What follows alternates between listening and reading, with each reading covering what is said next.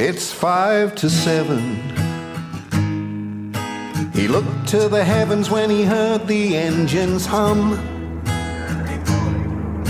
A sky full of planes and each one with a bomb. Well, hello and welcome to Islands at War with me, Keith Engeli, and of course I have with me Nick Lahire. Morning, Keith. Morning, Nick. So, Nick, March 1943, and another really, really busy month. Very diverse subjects. Yeah, indeed. We've got quite a bit of crime going on. But yeah. But other than that, there's an awful lot of different things. Different crimes. It's not just all about crime. Including an update on what was happening with the people that had been deported to Germany. Or evacuated, as the Germans like to call it, because they didn't like to use the word deported. No. Okay, so one of the things we're going to look at first is it was held over from slightly, in a sense, that Ord, our Reverend Ord, as you will know, is one of our regular diarists. He wrote that towards the end of February 1943 that there was some naval action in the Channel that resulted in a British craft being sunk and the crew captured. The prisoners, it was said, were marched down to the harbour in order to be taken to France. However, on the 1st of March, Ord relates the fact that one of his acquaintances, Reinhold Zachman, tells him that a number of the captured seamen, which totaled 11, and 4 who had been wounded and were hospitalised on the island. Apparently, the sailors refused to eat the food that they'd been given, describing it as pig's food.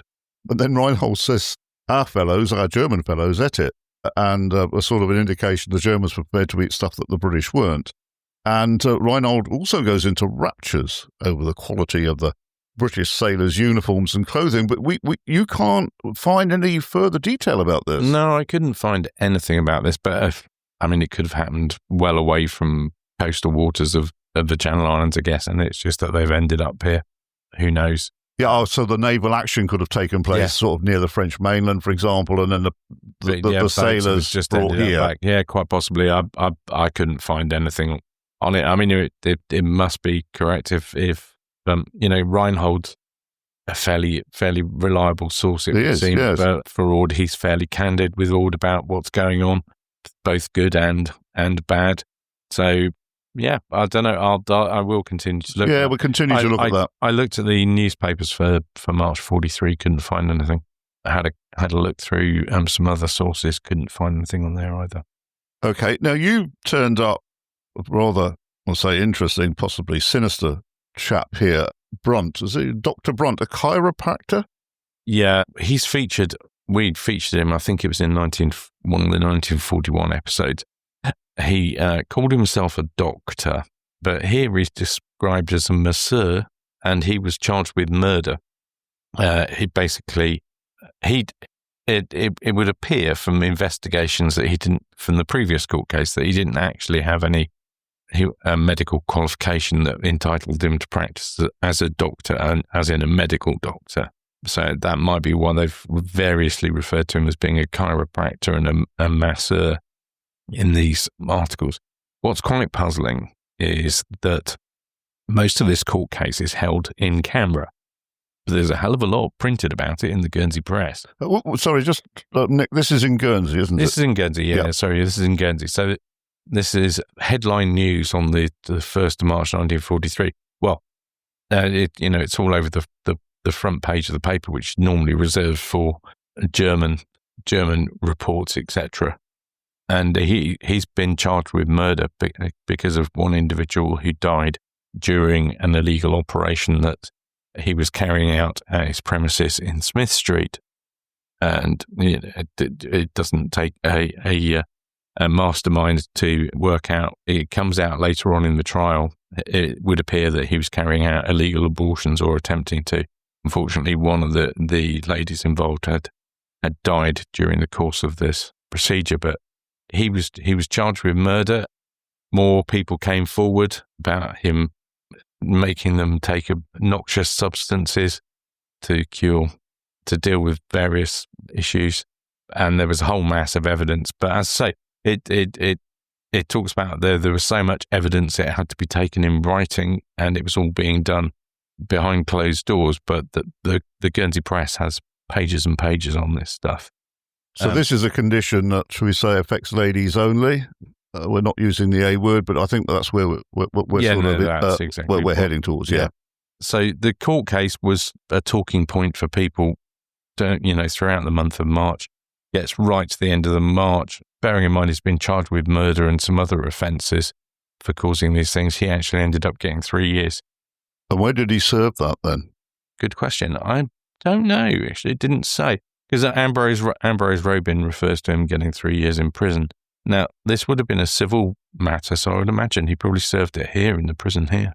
In which case, I'm going to throw something at you, which is, I wouldn't expect you to know this is a difficult point, but if he gets 3 years in 1943, in theory, he's still in prison here when we're liberated. Yeah, and does he see out his term? I mean, this is I would imagine so, because it's a civil court. It's a civil court. It's not the Feldkommandant or anything like that. I wonder what happened to him then. I don't know actually. I might sort of follow that up. Yeah. Yeah. I mean, Ambrose Robin, one of our regular diarists that we refer to, his unpublished diary, he says on Wednesday, the 31st of March, the weather was fine. Brunt trial finished this afternoon with a sentence of 3 years. Everyone is surprised at the leniency of the court. But quite what the mitigating factors were, don't know. Well, he sounds obviously a nefarious character, but I think I might dig a little bit more into that, because it'd be interesting to see if he served his full term. We know that the pressure was on the prison services towards the end of the occupation, but with a crime like that, I can't believe that he wouldn't have had his cell allocated for the full term. So, we'll look at that. Now, also in March 1943, we had the incident where, well, it wasn't an incident, but our 3 Jewish ladies were deported, and Professor Gilly Carr has written at length on this, and it's something I know that she is particularly continues to be involved with. This is where 3 ladies, Theresa Stein, Auguste Spitz, and Marianne Grunfeld, were deported to France in April 42. But on their arrival, they're expected to find their own accommodation in Paris, and it's, we get to the point where they are consigned to the camps and met their doom there. It's an interesting subject. It's a tragic subject, but it's well documented. Gilly Carr, especially if you wish to look up in the case I can't remember which book it is now, that she covers it quite in depth. Also, there is a plaque to the ladies down at the... There is. I've got a photograph which I can stick on our social media, etc. And if you look in the link at the show notes, I'll link to a page that's got that on.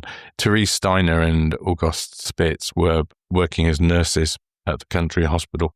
Marianne Grunfeld was working at Deveau Farm when she was taken into custody. As you say, they were shipped off to France, where they were initially, had to find jobs, etc. And they went to work in a hospice, the Hospice St. Louis, run by an order of nuns. Steiner was employed by a nurse, the nuns as a nurse, and Grunfeld and Spitz were unemployed, but in the care of the nuns. And sadly, 15th of July, they were arrested in Laval. Yeah, I know that when she was working, this is when Therese was working as a nanny to the Potts family. I think they lived not too far, just across the fields there, Nick. And I know there was a Vale connection, lived not too far. Yeah, that'd be the Deveau Farm, wouldn't it? Yeah. And it's only just down the road from where we're currently recording. So Gilly Carr is your source to follow up on that in depth. And it's a tragic subject, but it's an interesting, very interesting subject. And I would recommend following up on that. Okay, now, electric fires, Nick. Now, this doesn't sound very interesting, but I believe it is. Well, I know it doesn't sound... Well, you probably looked at the notes that I'd pulled up, and you were probably thinking, what the heck is he on about electric fires for? So there was a notice appeared in the newspaper here and in the Jersey newspaper as well, basically saying, calling in all civilian electric fires. And Lesoto's like, well, they're just being too lazy to get their own ones. over in Jersey. But here, diarists here are saying basically the Germans are annoyed because what's been happening is the German soldiers have been basically utilising electric fires when the electricity we've mentioned before, electricity's rationed, etc. Doesn't really seem to apply to the Germans. They just have the fires going flat out. I know that irritates the hell out of various of our diarists, including Ambrose Robin, who goes past, he's been freezing to death in the office all day, goes past his house that's been occupied by the Germans, and they're all sat there with the electric fire running, etc. But they called in all the civilian ones, so it just made the situation even worse for civilians. If you were able to use a little bit of electricity to heat your house with your electric, it'll have been one of those, old sort of 3-bar fire type things. Even if you just warm the bedroom up prior to going to bed. Well, exactly, especially when you think a lot of them ended up going to bed just when it got dark, because that was the only way to keep warm. Yes, that's absolutely true. I mean, my father relates a story from when a cousin of his went to see them before the end of curfew and had to knock the house up, and they were all in bed. And my grandmother explained to her nephew that it was the only way of staying warm was to go to bed after you, and also to try and suppress hunger. Yeah, exactly. And, Lesotho, diarist in Jersey, he notes in his diary in March 43, and I think this is part, things like the electric fires and all. There were very few meat rations during March 43 as well. And I think that probably contributed to this. He says in his diary on the 19th of March that there's been a real contrast that he's noticed compared to the optimism of the new year. So if you listen to our January 43 episode, quite a few mystic that 43 was the year that they were going to be liberated. But by March 1943, the optimism's gone. Lesotho says, a pessimistic wave seems to have spread over the island. I think that's very true for Guernsey as well as Jersey. 9 out of 10 people, he says, that he speaks to believe there will be no invasion this year and that they'll have another winter of occupation. Now, if you think that's 9 months away from the end of the year, that's a pretty depressing thought, isn't it? Yes, and of course, with hindsight, we know that the occupation was to last for more than 2 more years. Well, yeah, I mean, Lesotho says here, the more confirmed of the, I like this term, dismal jimmies, see 3 or 4 years more of occupation. And Lesotho says, well, I've joined the ranks of the doubters, but I must admit to a state of severe depression, so bad indeed, I stayed away from work for a day, just because I felt that way. And we know that he's a really diligent worker, and not least because he likes to go in there and listen to the BBC, because he's got a hidden radio there as well. And he's saying that it's having a real impact on his mental health. I'm using 1940s terminology, obviously, but that's clearly what he's alluding to, is that it's causing him severe mental health problems. And here, just the fact that another thing that is causing people to feel depressed is the mental agony of not knowing whether it will be your turn next in terms of being rounded up by the Germans and carted off to Germany. I mean, he talks about recently a clergyman and his wife and daughter were caught and sentenced for news distribution. We'll come to them in a bit. That's the Ogiers. And that inquiry led to about 50 people being questioned in connection with the affair. So, you might not directly be involved in something, but guilt by association, or just the fact you live in the same area as somebody who gets caught for something, could lead to severe problems for you. Okay, yeah. Well, I'm going to move on and bring up another point here about the Germans' need to seem to have regulations about every single thing. In March 1943, they had announced a census of labour. Businesses must make a return of their undertakings, plus list the details of those employed by them if the person thus employed is under 60. And then in addition, businesses set up by persons since the occupation, I don't know what these businesses would have been, but must record the number of hours and the days they work each day. I mean, this is an intrusion to people's lives that it's just bureaucracy. Also, was there any real military use to this? Yeah, there is. So the Germans are withdrawing some of their workforce from the Channel Islands. Ah, of course, yes. Now, of course, in Guernsey, we've got a much more severe shortage of men because of various factors, not least that half the population evacuated, and obviously not to the same extent in Jersey, but also the fact that a lot of people were killed during the First World War. So that was a problem in the start anyway. But now the Germans are wanting to redeploy people, their own people, elsewhere, dominantly Eastern Front or Africa. And so that's why they're undertaking this survey. They want women, they're trying to identify women who are not gainfully employed or men that are perhaps not doing their bit in terms of the number of hours that are expected to work, etc., so that they can use those people to then carry on and do work elsewhere. So they were looking to reduce garrison size then? Well, that's the feeling. Not necessarily all of the garrison, but some of the work that was done by OT work. Oh, of course, So some of the actual paid OT staff were doing things like running the petrol pumps and whatever. I've got a note here, actually. Robin was saying that, Guernsey folk have been called up for compulsory service with the Germans. They've been relatively well treated during their first week. So this is at the end of March and obviously has come about because of this census, because they'd run a bit of this census in February as well.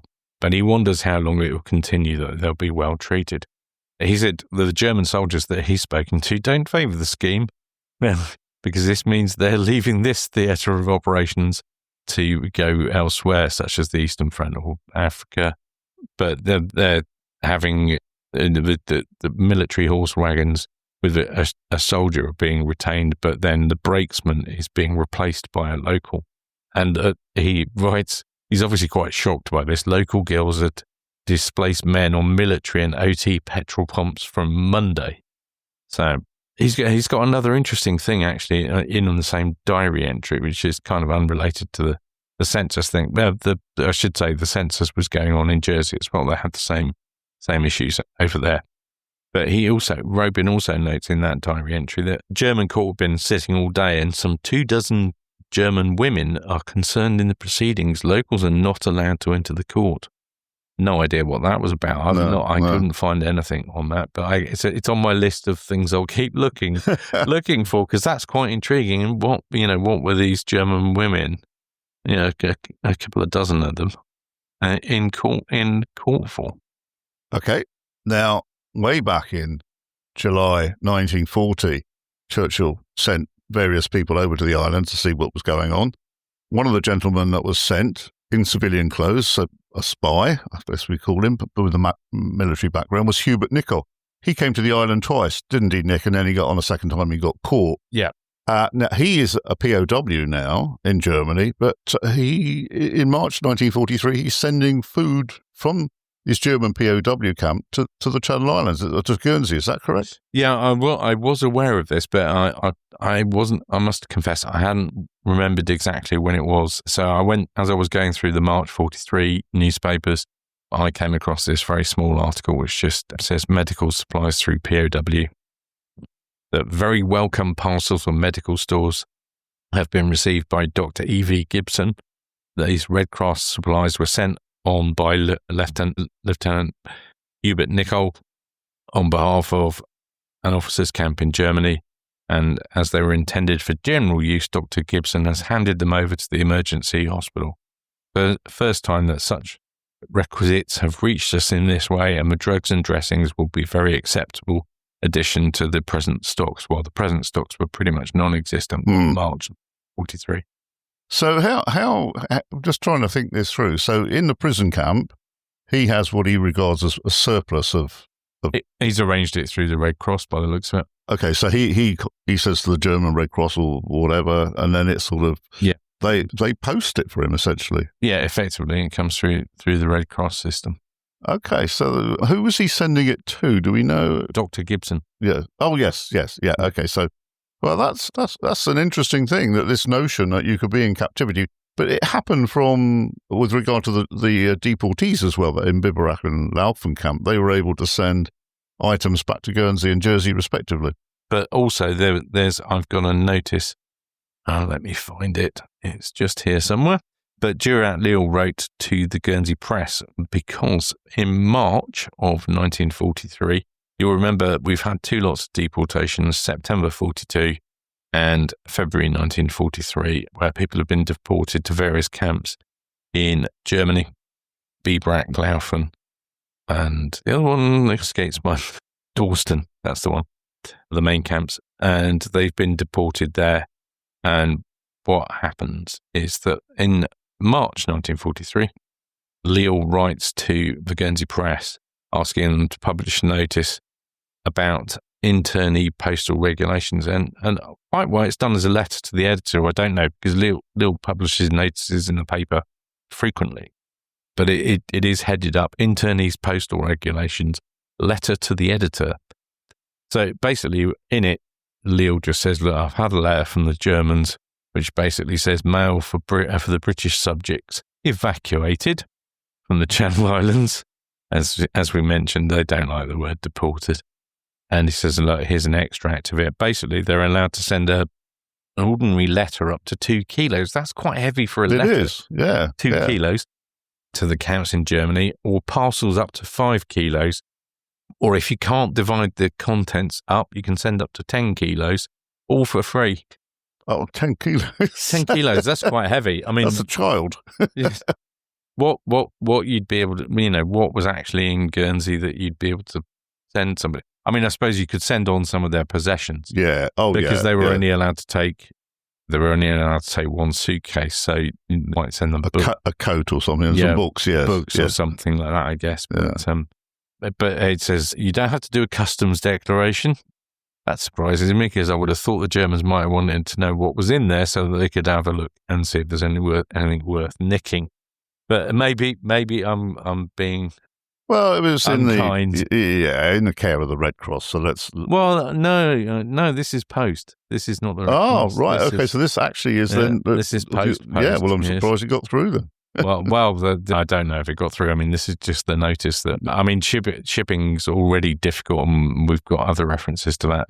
But shipping between the islands and the mainland of France already difficult. But you're not allowed to send business papers. Well, of course not. No. Or if you want to send samples, as part of the parcels, you've got to pay for that as well. Yeah. I mean, why would you be sending samples on business to people in the camp? I mean, you're hardly likely going to be I'll just set up. I'm going to start manufacturing stuff in the Channel Islands during the occupation. It's just not going to happen. No rhyme or reason. No. No. Yeah. Unless you're going to send, I don't know, some nettle tea. Can't. Well, just who knows? Yeah. Who knows? I mean, those here in Channel Islands would probably at this point have just about known that the internees in the camps were able to get Red Cross parcels. So they probably would have known that by this point. Yeah, I don't know. I think they're just laying a load of German postal regulations on everything. Yeah, probably. Okay, clothing. Here's a relatively amusing story. Reverend Ord tells us this story regarding a man who was seeking a permit in order to acquire a new pair of trousers.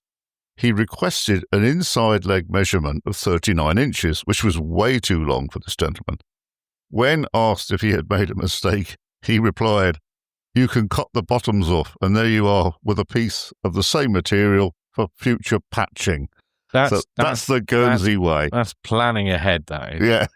I mean, 39-inch leg, that's going to be... Like stilts. You're going to be a tall chap that needs a 39. And if he's got the Guernsey physique, he's got quite a lot of patching he's expecting as well. That'd give me about 10 inches of spare material per leg. Per leg. So that'd be quite handy, and I'm relatively tall for a Guernsey person. Okay, so amusing story there. And then you've got something here on the black market, and this is here in Guernsey.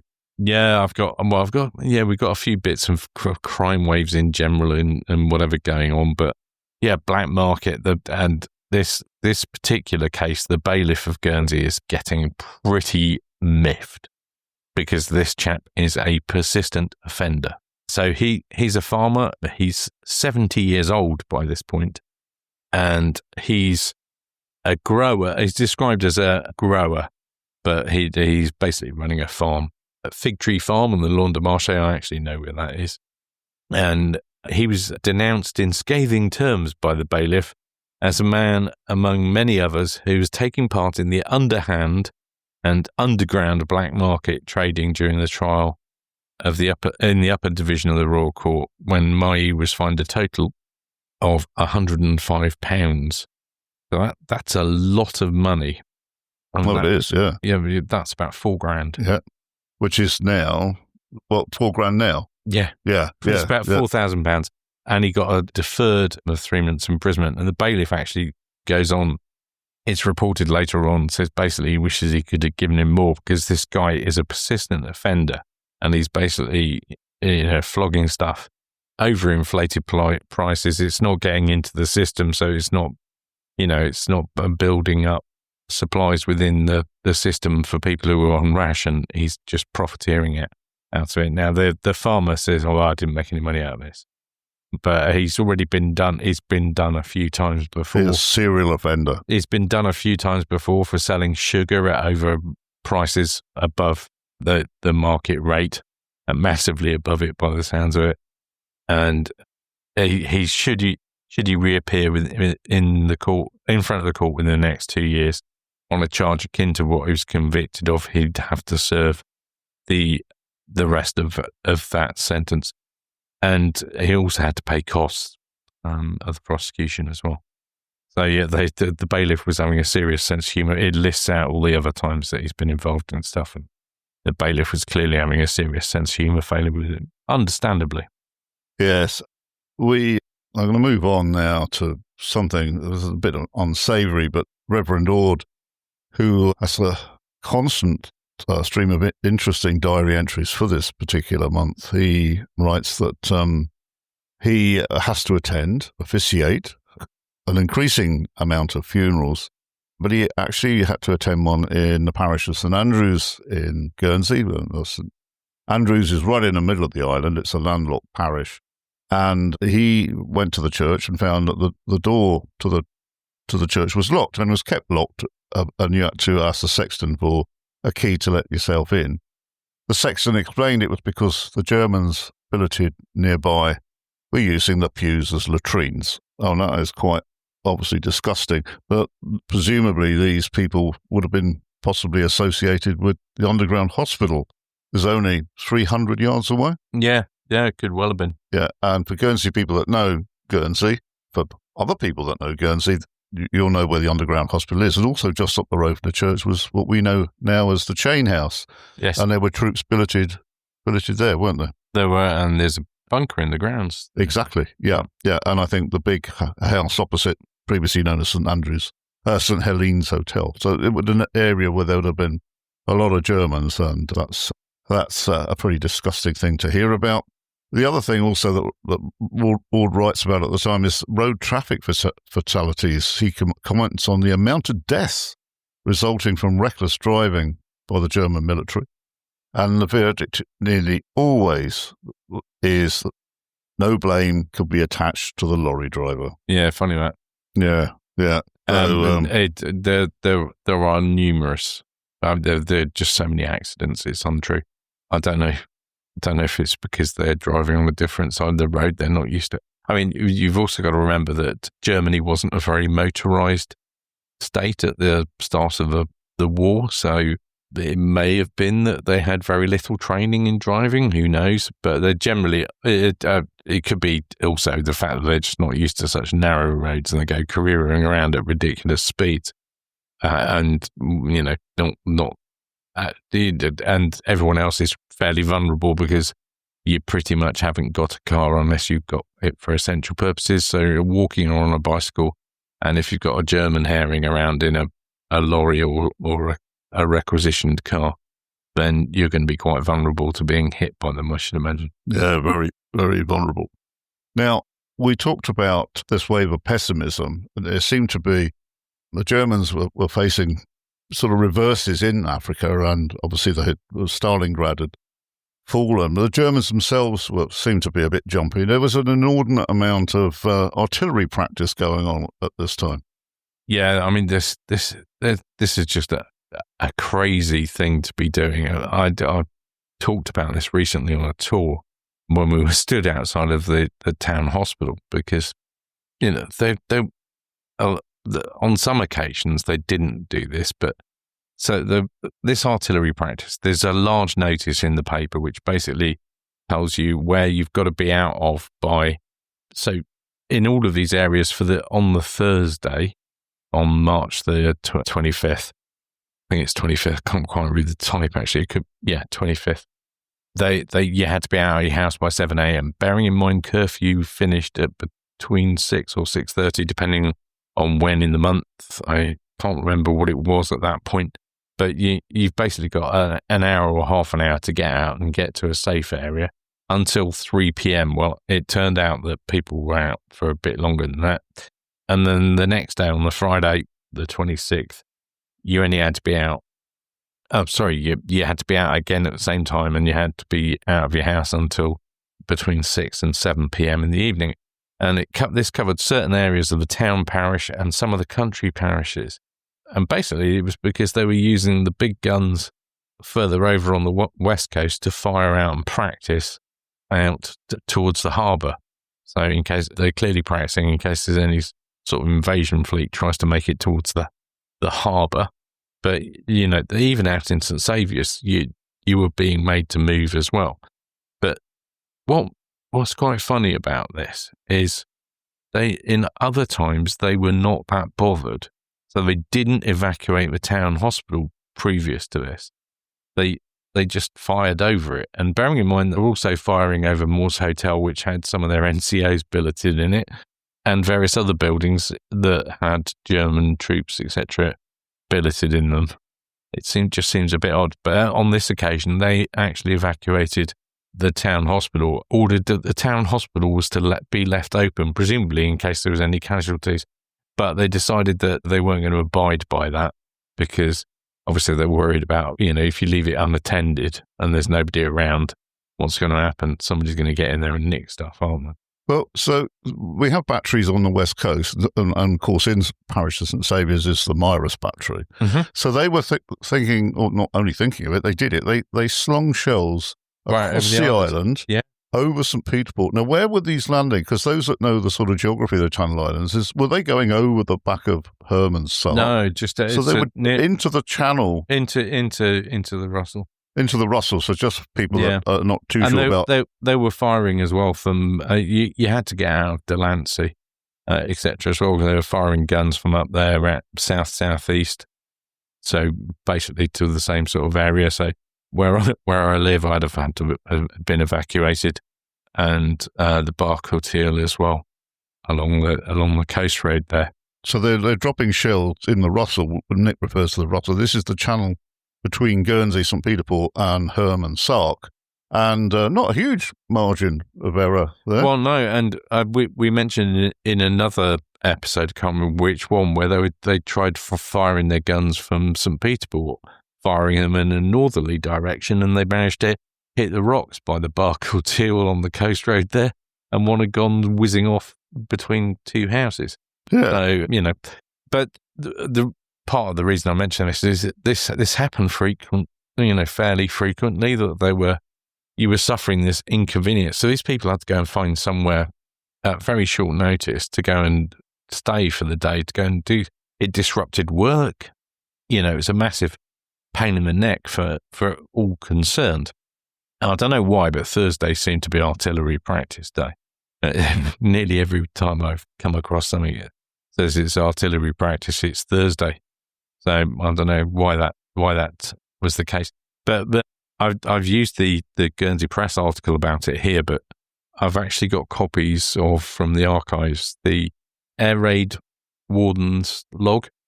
So the air raid wardens were disbanded at various points, but they also took on other duties and carried on filling in their log for the majority of the occupation. And they detailed all of this and the fact that they went around pinning up notices and stuff as well. but also they deal with like the fallout from this sort of thing.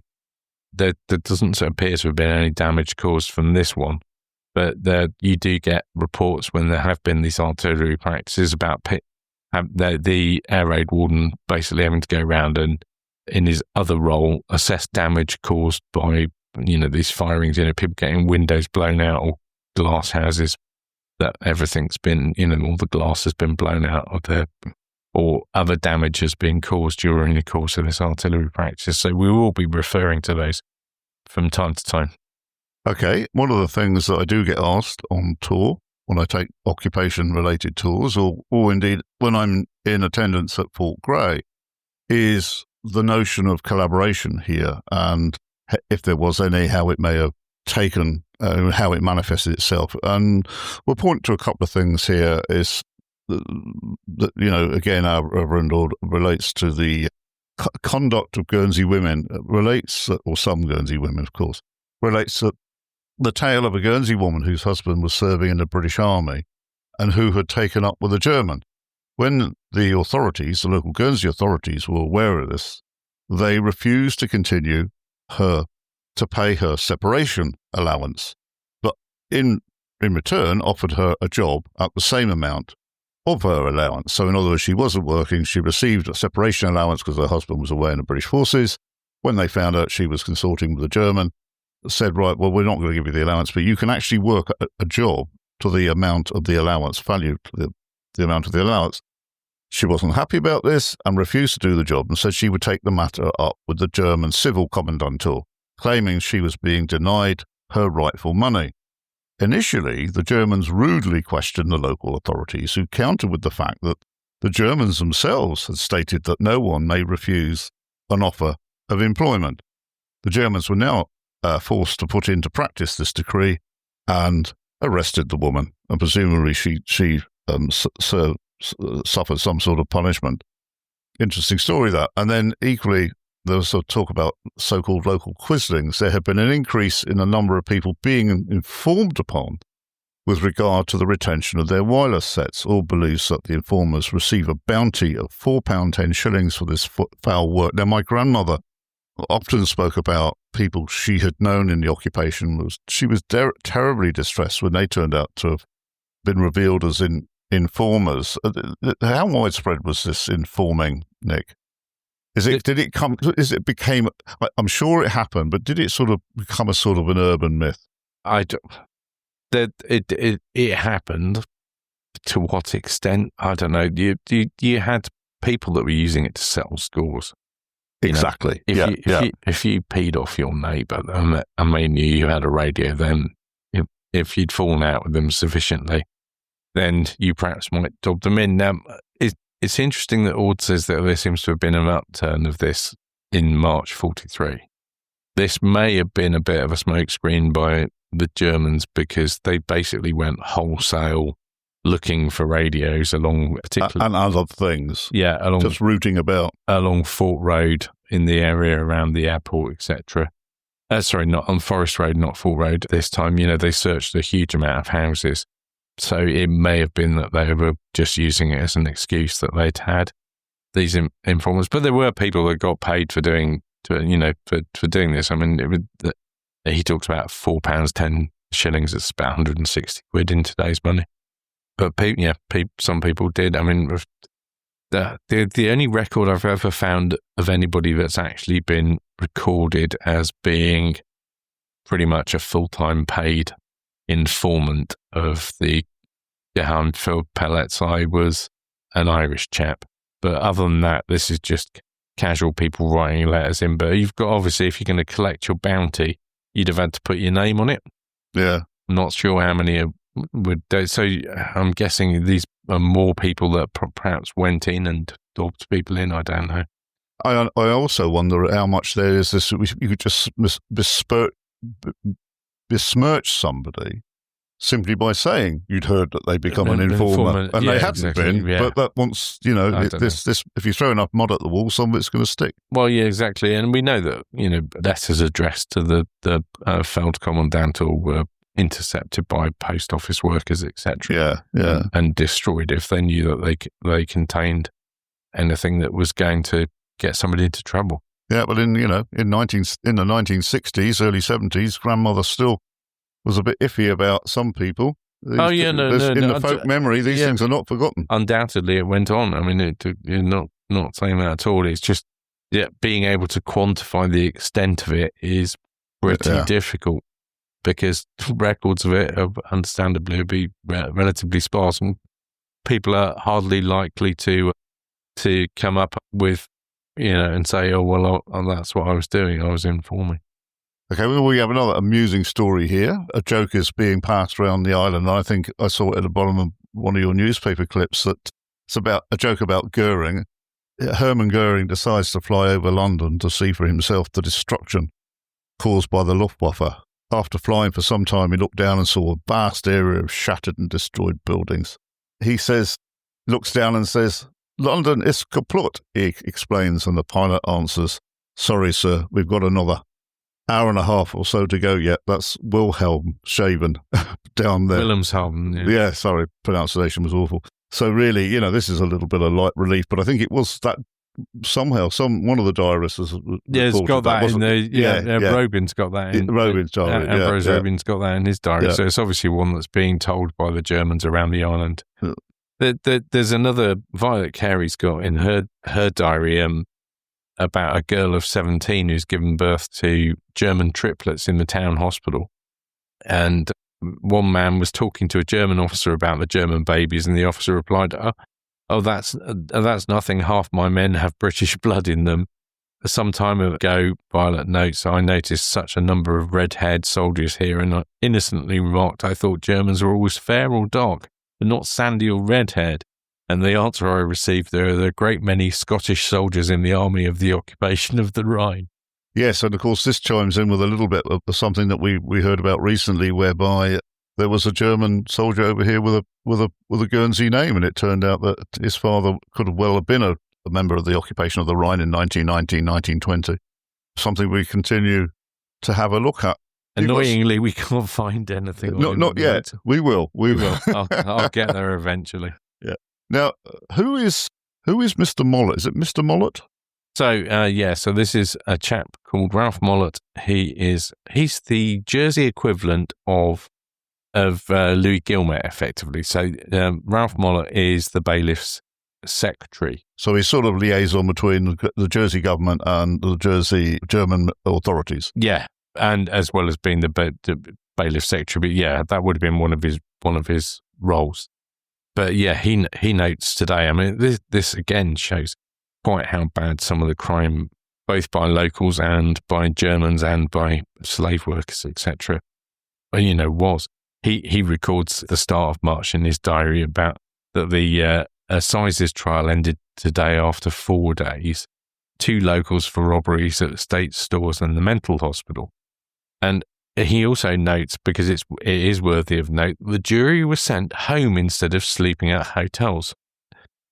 And this change had come about because they did not wish to leave their homes at night on account of the numerous robberies taking place, especially in the western parishes. So it's slightly ironic that they're hearing a case on robberies, and the reason that they got to go home at night is because they're worried about robberies.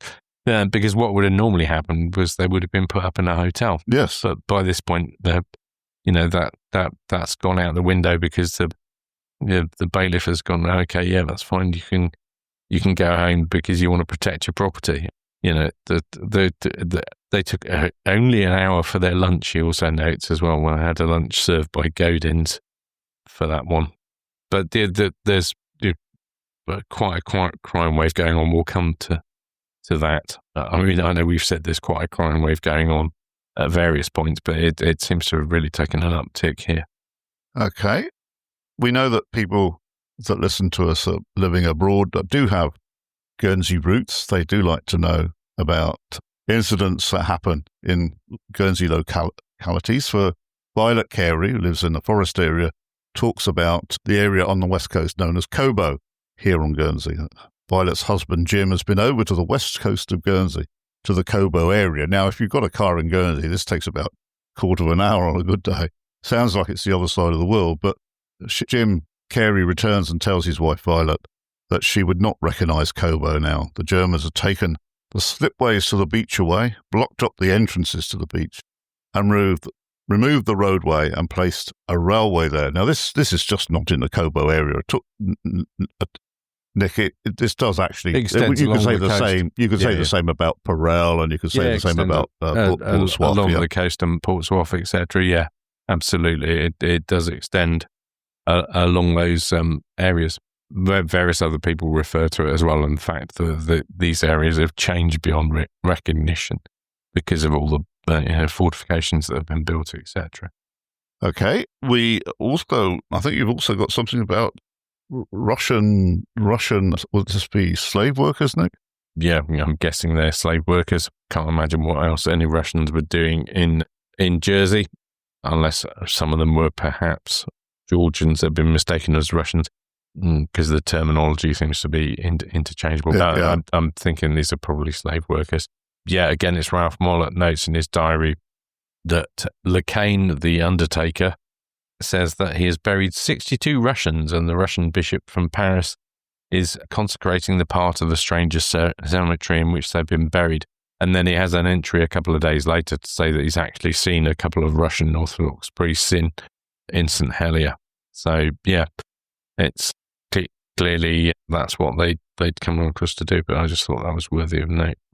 Yeah, we talk about Russians, and there is an assumption that they would be slave labourers, but yes, we did have Georgian troops here and Ukrainian troops here in the Channel Islands that were thrown their lot in with the Germans. And as Nick says quite rightly, Ukrainians or Georgians would have been classed as Russians by the locals. Also, you've got something here about Ogiers. Yeah, this is quite. So earlier on, I mentioned that Lasota had talked about a clergyman and his wife and children being subject to arrest by the Germans and imprisonment locally. These were the Ogiers. Sorry, this is connected to a case involving the Ogiers. The Ogiers weren't the clergymen, etc. But it's all part of the same operation where they searched a whole load of houses. So Mr. Ogier was, in fact, an advocate, and he was practicing as an advocate in Jersey, and his son also had maps and things about German positions, etc. His son Richard, and they end up being shipped off to France, and it's quite a tragic story. Richard, Ogier, who was the son, turns out to have brain cancer, and is quite seriously ill, as is his father, who actually was returned to his father was returned to Jersey, but very quickly was shipped off again because he was greeted as a hero, some sort of resistance hero, because they'd been found with maps with military markings and photographs and stuff.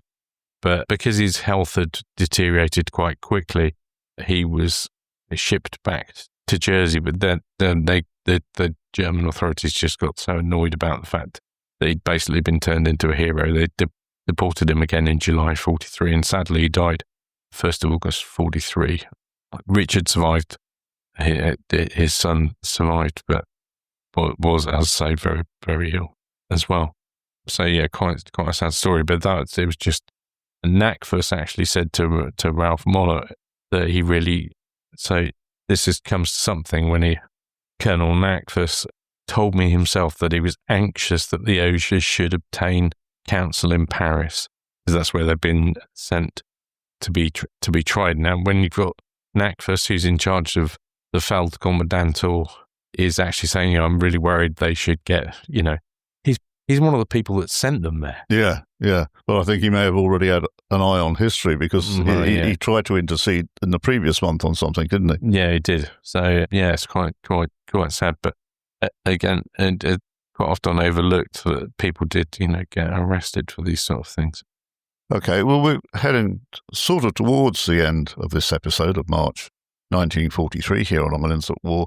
We always, when we're aware of them, pay tribute to aircraft crew, especially that may have lost their lives in the vicinity of the Channel Islands. And here we have, Nick, Sergeant D.H. York of 215 Squadron came down to the west of Guernsey. Is that right? 21 Squadron, yeah. Oh, sorry. Yep, sorry. It is 21. That was me having my notes too far away. Yep. Yeah. In a Ventura one, he came down west of. Sorry, Nick. What is a Ventura? What sort of? I've never heard of that aircraft before. It's they weren't in service for very long. It was built by the Vega Aircraft Company, a division of Lockheed. So these were obtained effectively from the Americans. First entered combat in Europe in late 42, so it wouldn't have been in service for very long with the RAF. Generally used by British Commonwealth forces as well in several different guises. You could use them for anti-shipping, anti-submarine, that kind of stuff, but also used as a bomber. Basically, it was modified from Lockheed Model 18 Lodestar, which was a transport aircraft, and it was being used as a replacement for the Lockheed Hudson bombers that have been in service with the RAF.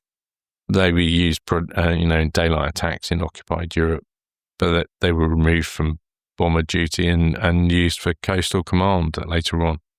Of the 4 crew, there were 3 survivors, but who were taken prisoner in occupied Guernsey.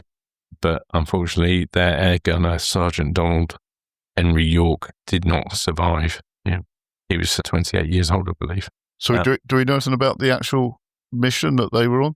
Yeah, they were off to bomb an airfield in Brittany. Plane was damaged just over an hour after they'd taken off. It got hit in the port engine and ditched just after 6 o'clock between Guernsey and the French coast.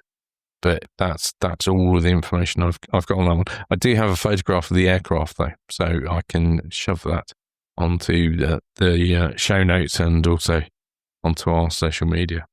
Yeah, I have heard of the Hudson, but never of the Ventura. So it sort of followed on from that. I think a Hudson was probably something like a pre-war design, wasn't it? And of course, once you get into combat, these designs are superseded by other aircraft. Yeah, and so this gentleman's name is on the so he's commemorated on the Runnymede Memorial, and he's commemorated here. On the memorial at the airport here in Guernsey. Yeah. Okay, have we got anything further before we sort of wind up? I think that's probably it. We'll probably have to have a few bits and pieces in the next episode which relate to March, because we've kind of run out of time. We've got a little bit of a crime wave going on that we need to talk about, but we can wrap that up in the next episode, I think. Okay, yeah, and I think we're still on course to do Christmas 43 around about Christmas 25. That's our aim. I think we'll manage it. The days are passing already. Yeah, well, we are going to have some that go out on a weekly basis rather than every 2 weeks. Not least because off to the Imperial War Museum, where we're going to be taking part in their Podcast Live Festival. I'll be talking to James Bulgin, their head of... Head of Holocaust Studies, I think. No.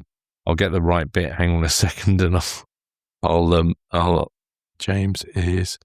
He has written a book on the Holocaust. Head of Public History. That's what his title is. I've just pulled up. So that's on the 1st of November. If anybody happens to be in London and wants to. Yes, I may have to pass on that because I've been asked to view what could be quite an important archive that's been placed in the Fitzwilliam in Cambridge, and that's on the 5th of November. So the cost of attending both of those would be prohibitive. What with half term, etc., the prices of flights and boats and trains and things. Absolutely. I'm looking forward to talking to James, but I'm also looking forward to hearing what you find in your archive when you go to Cambridge. I'm off to the archives here next week, and then I'm in London, and I'm in London on Friday as well. Yes, yeah. So yeah. Okay, and your tours with Joe May, have they sort of culminated for the season? Yeah, no, we've done all that we're doing this year, I think. Yeah, well, Guernsey Walking Tours does provide tours throughout the winter on Sunday and Saturday afternoons. You can email Keith at Guernsey Walking Tours for information on that. And then also from Tuesday the 14th of October, I will be doing talks based on walks. Now, the reason for this is that so many people say to me they haven't been able to come on a walk because mobility issues maybe. And so what I've done is working with St Martin's Parish Hall to give talks based on walks and other associated Guernsey history. And the idea is they kick off around 7 p.m. for about 45 minutes to 50 minutes, Q&A afterwards, and then tea and coffee. Admission is £5 per person. Attendance money I have to charge because of room hire, etc. But getting a bit of interest in that. And also I have bought all the equipment, so if any other clubs and societies wish to hire me on that basis, then I look forward to giving plenty of talks over the winter period. So wish me luck, Nick. Indeed. Well, yeah, hopefully that all goes well. I've had another idea, by the way. Another idea that I forgot to tell you about before this. But one thing that I was very conscious of is either our listeners are not very familiar with the Channel Islands or may have, left here. I know we've got quite a few expat listeners, may have left here quite some time ago, etc. So what I thought I might do is, or we might do, is go out and do some short videos, some of these key places that we mentioned. So mentioning, the Fell Commandant was at Grange Lodge. Well, we might go and do a short video, which we can then link to, and people can go and look at on the YouTube, which explains a little bit about each location. We can go down to Cobo and do a few things like that. Perhaps not on a day like this because it's blowing about a force 5. Yeah. But, when we've got some, and just do some brief videos which show these locations, and then I will get some Jersey ones done either by myself or tap up one of my contacts in Jersey to see if they might be interested in doing a similar sort of thing for Jersey as well, because I think that helps bring it to life for people. And something, let's face it as well, some people who live in Guernsey perhaps don't know the significance of what, the house just up the road from them, what, the part that played in the occupation. I think that's an excellent idea, and it gives us an excuse to go to Sark as well. Yeah, indeed. We can go and have a mooch around Sark as well while we're at it. Now, of course, people can get in touch with us at occupied at gnetradio.com. Is it gnetradio.com? I think it is. And Ian Tomes has just that. So, Ian, we've both seen your email. So I think neither of us were aware or had that book, but we are now aware of it. And Nick, I think you're going to sort of... I'm going to pop to the library during the week. So thank you very much, Ian, for being in touch. And from time to time, people do. As I say, you can get hold of us on occupied at gnetradio.com.